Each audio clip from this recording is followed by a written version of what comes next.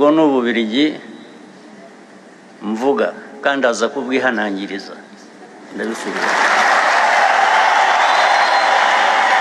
Ububiligi bwishe u Rwanda bukica abanyarwanda amateka aya yose arenze imyaka 30 gusa. Twarabihanangirije kuva kera, turaza kubihanangiriza n'ubu ngubu.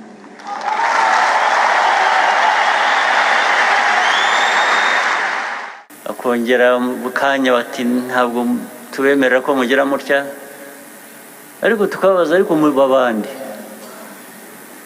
mwadushinzwe nande? Abanyarwanda ko mwemera Imana, Imana koko yashinze u Rwanda, aba bantu mureba.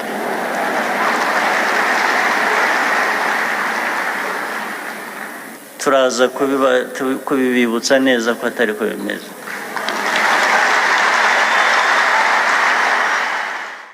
Mu buryo bwacu butari bwinshi cyane turaza guhangana nabo.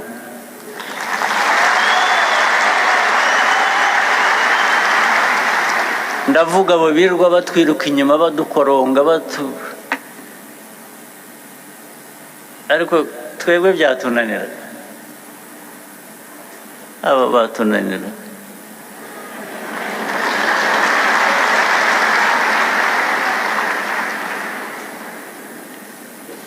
Hari ibintu byacu bimwe baza kugomba kwigomwa bakaduha amahoro.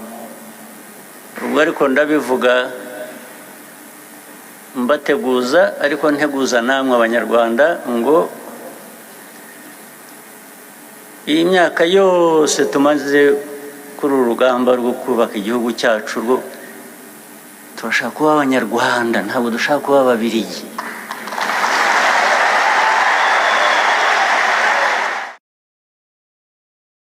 But let me tell you,